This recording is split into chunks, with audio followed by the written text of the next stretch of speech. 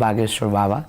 I am only Dhirendra Krishna. नहीं, सबसे पहले तो मैं आपका बहुत स्वागत करना चाहूंगा टीवी 9 भारतवर्ष पर। आपका बहुत स्वागत है पंडित धीरेन्द्र कृष्ण शास्त्री जी, क्योंकि मैं आपको कि हमारी जुबान पे चढ़ा हुआ है बाबा बागेश्वर, और आप कह रहे हैं कि आप बाबा नहीं। आप लोगों ने बाबा बना बना करके बर्बाद से कर दिया है। बर्बाद कर दिया आपके जरिए। जिस तरीके से लोगों में बात जा रही है और लोग जिस तरीके से चर्चा कर रहे हैं वो बहुत महत्वपूर्ण हो जाता है। खैर, ये मजाक किया था, पर बाबा हमको सुनना, हमारे हृदय से कोई पूछे हमें प्रिय नहीं। आचार्य शास्त्री जी महाराज, क्योंकि हमने कभी संन्यास नहीं लिया, हम साधु नहीं बने, और ये सब गुरु कृपा है। और हमें लग रहा है कि सनातनी हिंदू जाग रहा है, उसका ये परिणाम है।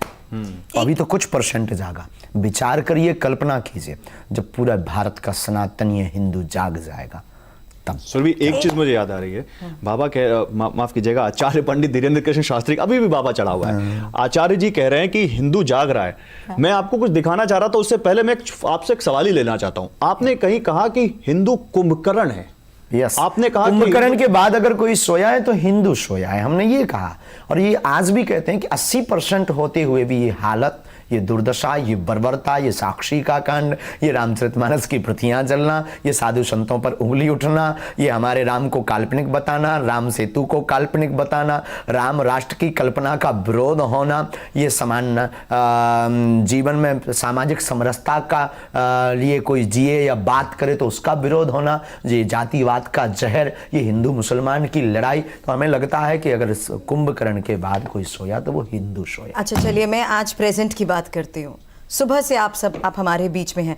आपकी दिनचर्या में आप कितना सोते हैं? आपकी दिनचर्या रहती कैसे है? क्या नाराजगी तो नहीं होती? क्योंकि आप 2:30 बजे भी उठ के, मुझे पता है आप 2:30 बजे भी अचानक उठ के कहते हैं कि मुझे अब आगे निकलना है, कहीं खास सफर पर निकलना है। तो आपके साथ रहने वाले लोगों को पता है?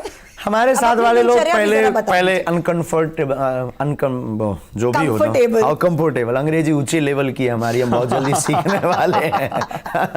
तो अब तो वो बहुत सहज हो गए, उन्हें अनुभव हो गया, उसके आदती हो गए। प्राय हमारे साथ जो सुरक्षा में भी हैं वो भी अनुभवी हो गए। पहले वो सरकारी सुरक्षा में है तो उनका एक अलग अनुभव था, हमारे साथ एक अलग अनुभव है। लेकिन हमारी टीम पूरी परिपक्व है और हमारे जीवन का एक ही नियम है कि कोई नियम नहीं। क्या बात है? बस इसीलिए मैंने कहा खुद नहीं सोते और बाकियों को सोने का क्या मौका नहीं मिलता। भाई बहन, बात ये है कि सोने वाले हिंदुओं को जगाना है तो खुद तो जागना पड़ेगा। क्या बात है, बहुत बड़ी बात है। आप हिंदुओं को जगा रहे हैं, क्यों जगा रहे हैं, आपका उद्देश्य क्या है, इस पर मैं बात करूंगा। लेकिन आचार्य जी, आपकी आज्ञा से, क्योंकि आप बाबा के नाम से मशहूर है और हमने अपने पूरे सेगमेंट में आप कई बार बाबा का इस्तेमाल किया है, तो अब कृपा करके मत करना, अभी हमें पराए घर भी जाना है, आगे से नहीं करेंगे। इस पर भी आएंगे। दिखाइए, वीडियो देखिए, ये तस्वीरें आ रही हैं। देखिए आचार्य जी, आपकी तस्वीरें हैं और जरा नोएडा की तस्वीरें हैं ये। हाँ। और ये तस्वीरों में हम जो दिखाना चाह रहे हैं वो ये दिखाना चाह रहे हैं कि आपकी पॉपुलैरिटी किस तरह से दिल्ली से, नोएडा से, आसपास के अलग अलग शहरों से, जहां भी आप कथा करते हैं इतनी भीड़ उमड़ पड़ती है, इतने विजुअल्स, इतने लोग आ जाते हैं। जो विजुअल्स हैं, ये तो बड़े बड़े नेताओं की सभा में ऐसे लोग नहीं आते। ये क्या भौकाल है आपका? राजनीति से आप धर्म का कंपेयर नहीं कर सकते। कहां मिस्री और कहां नमक। सेलिब्रिटी होने की बात कर रहे हैं, जो स्टारडम राजनेताओं के पास होता है, और वही स्टारडम आज देखिए आपके साथ है। ये भीड़ देखिए महाराज जी। श्रीमान जी, हम इसके लिए भी आपसे प्रार्थना करें कि हम कोई स्टार नहीं है, हम कोई अभिनय करने वाले नहीं है, ना हम कोई स्पोर्ट्समैन है। हम एक आध्यात्मिक की ध्वज को लेकर चलने वाले। तो ये जो लोग हैं, ये किसी सेलिब्रिटी को देखने या उसको फॉलो करने नहीं आए, ये अध्यात्म के लिए इस भारत में नई क्रांति को लेने आए हैं, सनातन की क्रांति। तो आप ये कह रहे हैं कि आपने सनातन की एक नई क्रांति छेड़ दी है, और ये हमने नहीं, हमारे आचार्यों ने छेड़ी, हम उसको बढ़ा रहे हैं। तो आपको ये लोग उस क्रांति से जग रहे हैं, आप ये कह रहे हैं? जग रहे हैं, जगे हुए दिख नहीं रहे आपको? कितने जगह बैठे हैं, घर घर जय श्री राम की नारे, हिंदू राष्ट्र की बात होने लगी, ये आप लोगों के तक पहुंच गई। ये जगना नहीं तो क्या है? अच्छा चलिए, लेकिन इसी आधार पर मैं ये जानना चाहती हूँ, एक साधारण युवक, युवा संत, इस पूरे सफर में क्या क्या आपने सीखा? क्योंकि आपका परिवार बढ़ चुका है, ये जितने लोग आपके साथ आज जुड़ रहे हैं, परिवार है आपका। हमारी आत्मा है, हमारा परिवार है, और बहुत कुछ सीखने को मिला अपनों से, परायों से। बहुत ही अवहेलनाएं सही, बहुत ही प्रसन्न वाले लोग भी मिले, अपने लोग भी बहुत हितैषी भी मिले, जो आज भी प्राण कदम से कदम मिला करके चलते हैं। तो ऐसे लोगों की भी एक एक मिलन हुआ। सीखने ना सीखने वाली कोई बात नहीं है, बस सनातन को जगाने वाली बात है, सीधी सी बात। लेकिन आपका परिवार आचार्य जी अब देश की सरहदों को भी पार कर रहा है, करना ही चाहिए। आपके चाहने वाले पाकिस्तान तक में। ओह, कई सारे ऐसे वीडियोस देखे, कई सारे आपकी कथाएं देखी जिसमें पाकिस्तान से महिलाएं आई जिन्होंने आपको अपना भाई बना लिया। तो आपने एक बार ये भी कहा था कि मैं पाकिस्तान जा रहा हूं और पाकिस्तान में राम कथा करूंगा।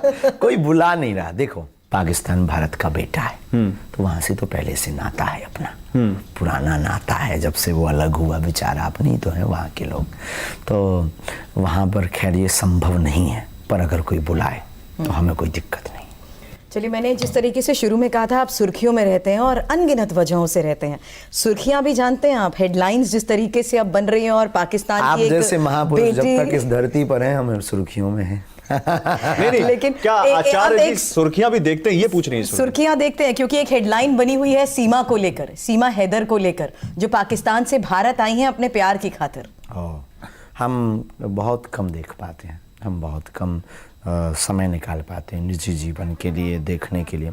हमारी ज़्यादातर अत्यधिक व्यस्तता समाज सेवा में, वो जो गुरु का प्रसाद है, उस प्रसाद के पुरुषार्थ के लिए लगा रहता है। हमें जो गुरु ने कृपा दी है उसको बांटना, लोगों से मिलना, क्योंकि हजारों किलोमीटर से पैदल चल करके, कई बार गाड़ियां लेकर के, कई बार खर्च करके वो हमारे पास अपेक्षा के साथ आते हैं कि महाराज जी को, गुरु जी को नहीं। लेकिन उसमें एक पेच ये है महाराज जी कि उन्होंने कहा है कि वो इन्होंने हिंदू धर्म अपना लिया है। अच्छा, जो आप सीमा की बात, सनातन धर्म अपना लिया है, और वो ये कह रही हैं कि अब मैं हिंदुस्तान में ही रहूंगी, हिंदुस्तान में जाना भी पड़ा, पाकिस्तान में तो नहीं जाऊंगी, यही मर जाऊंगी। और सचिन ही मेरा पति है, वो अपने पति को जो हैदर है उसको मान नहीं रही है और कह रही है कि हिंदुस्तान ने जो मुझे प्यार दिया है, जो यहां पर लोगों ने मुझे प्यार दिया, इस हिंदू फैमिली ने जो प्यार दिया है, उसको मैं छोड़ नहीं सकती। तो इसको आप कैसे देखते हैं? देखो भगवान, इस पे हम कुछ कह नहीं सकते हैं, और कानूनी प्रक्रिया के साथ, कानून से बड़ा इस देश में संविधान है, इस देश में आईपीसी की धारा है, इस देश में एक व्यवस्था है, उसके साथ में सहर्ष अगर कोई आ रहा है, तो जब राम जी ने विभीषण को स्वीकार किया। चलिए, एक और तस्वीर मैं यहाँ पर दिखाना चाहूंगी, क्योंकि मैं आज आपके एक साधारण युवक से युवा संत की बात जो मैं कर रही हूँ, उसमें आपकी एक बचपन की तस्वीर भी हमारे पास है, और उसी बचपन की तस्वीर को देखते हुए मुझे बताइए क्या यादें आपकी जुड़ी हुई हैं। ये तस्वीर बेहद खास है। बहुत पुरानी कथा की, अच्छा ये तो बहुत सी हैं, ये पुराने बाबा जी हैं। पुराने बाबा जी, पुराने बाबा जी। अब ये जो मनमौजी, ये फक्कड़पन, ये कथाओं का क्रम है। बचपन में हम जब 9-10 वर्ष की अवस्था से हम कथा क्रम में लग गए थे, तो खूब स्मृतियां हैं, आज भी हम भूले नहीं। जब भी मौका मिलता है याद कर लेते हैं, 1-2 घंटे अकेले में बैठकर, बंद कमरा, लाइट ऑफ, फिर हम वो पुराने स्मृतियाँ, फिर वो हम जीते हैं। हमारी एक अंदर की एक जो स्थिति है वो अलग टाइप की है, हम उसको जीना चाहते हैं। कई बार हम अकेले गाड़ी उठाकर, सिंगल आदमी को लेकर पुराने एक स्मृति मैंने आपकी कहीं सुनी, आपने बताया कि आपके जो दादा गुरु थे, उन्होंने आपको एक दिन बुलाया रात में, आप शायद आपने जिस अवस्था का जिक्र किया 9-10 साल के थे आप, और फिर आपने उन्होंने आपके साथ कुछ क्रिया की, और फिर वो जो सिद्धि आपको उसी रात में मिली, वो कुछ बताना चाहेंगे आप? घटनी थी। दरअसल पिताजी कुछ करते नहीं थे, बरसात का मौसम था लगभग में, बरसात का, तो खप्पर वाला मकान, टप टप टप करके पानी गिर रहा था, तो 2 दिन से कोई सोया नहीं था, घर में पानी भरा हुआ था। माँ जी, पिताजी एक कोने में बैठे, हम छोटी बहन और भाई एक पलंग के नीचे अपने आप को बचा पा रहे थे। तो हमारे मन में लगा कि दादाजी हमारे बहुत चमत्कारी, और बड़े बड़े एम्बेसडर कार का ज़माना था उस ज़माने में, तो एम्बेसडर कार पर बड़े बड़े IPS IAS ऑफिसर उनके पास आते थे। हमने कहा कि हम जाएंगे कोई भावना लेकर, कुछ हमें वो दे देंगे, पैसा, धन, रुपया या गड़ी हुई संपत्ति बता देंगे तो थोड़ा मकान बन जाएगा।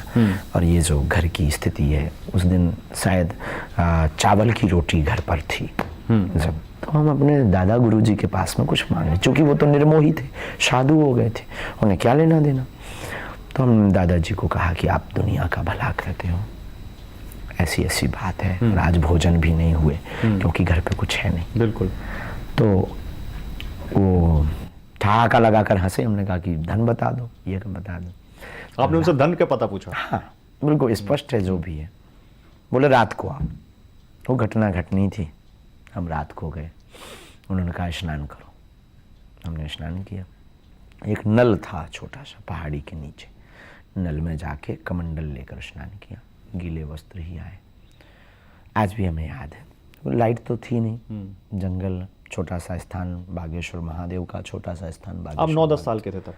10, हाँ 9-10 इसी बीच का, एग्जैक्ट तो नहीं, 9-10-11 के बीच। यहाँ उन्होंने हाथ पकड़ा दादाजी ने और ले गए।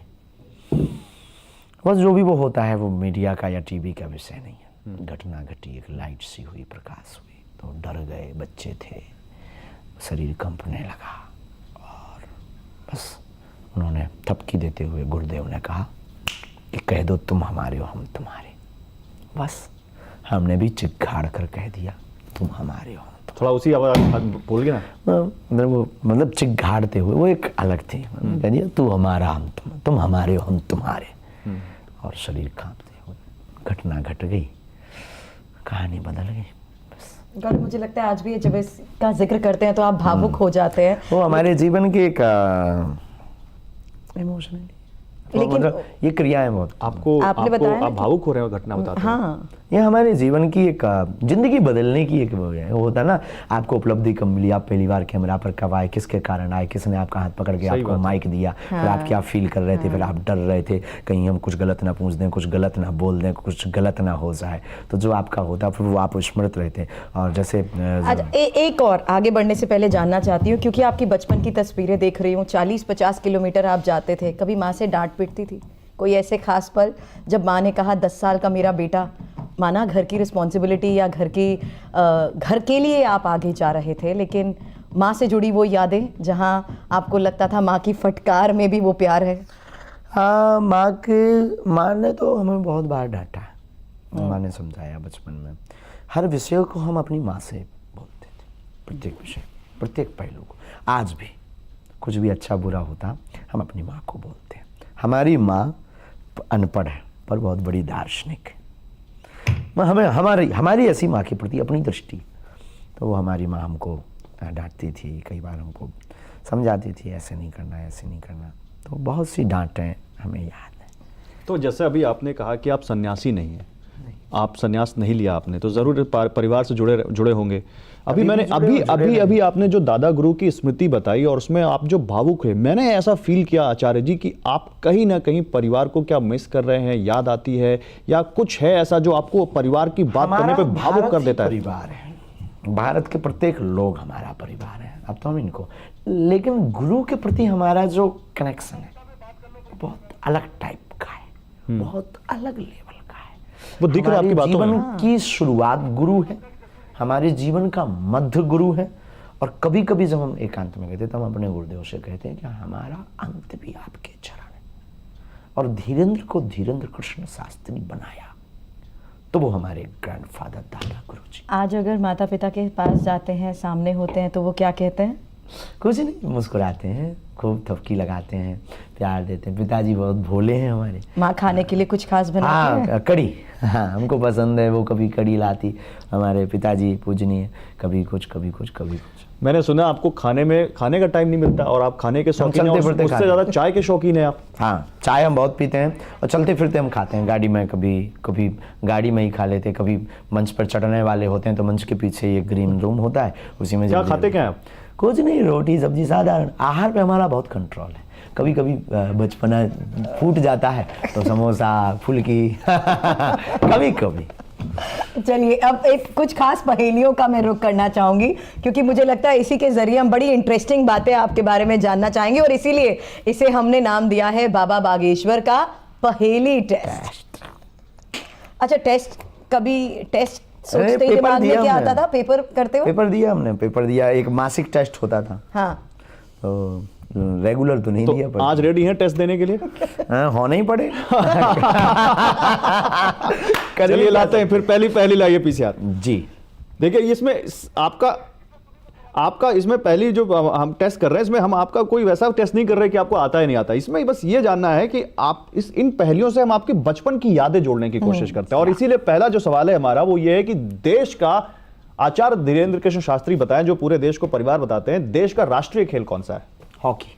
क्या बात है, आपको खेलना क्या पसंद है? क्रिकेट। अरे हमारे साथ खेलेंगे आप? हाँ, कभी समय मिलेगा तो खेलेंगे। क्योंकि अगर अभी कह दिया